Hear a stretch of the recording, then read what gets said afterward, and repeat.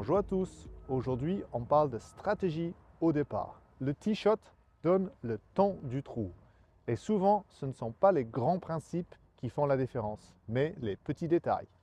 Avant même de planter le tee, je dois savoir quelle trajectoire je veux jouer. Si je veux jouer en draw, je vais planter mon tee à gauche du départ.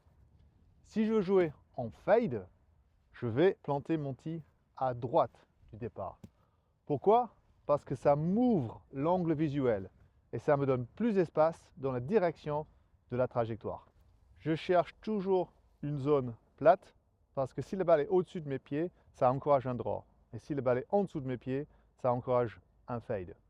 Si le tee est en mauvais état, je choisis les bonnes herbes pour mes appuis. Mais bon, pour les abonnés du golf national, ça concerne surtout vos parties à l'extérieur parce que ici, nos départs sont au top.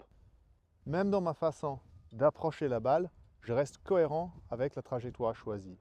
Pour un draw, j'approche de derrière la balle, mais légèrement par la gauche. Pour un fade, légèrement par la droite. Ça aide le cerveau à valider l'intention de la trajectoire.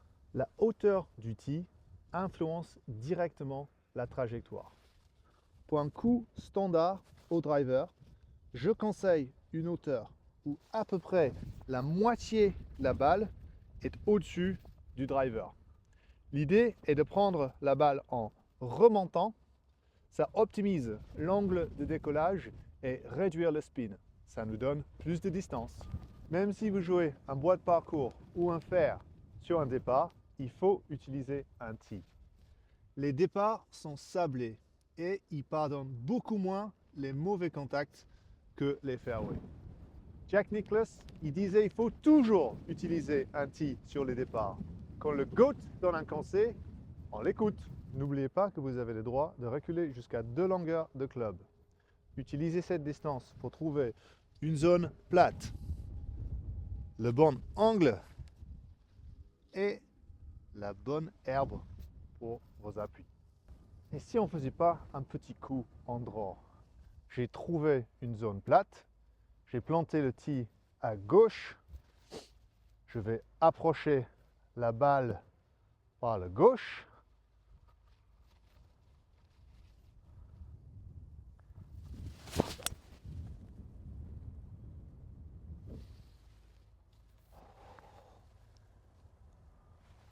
Quel joli draw!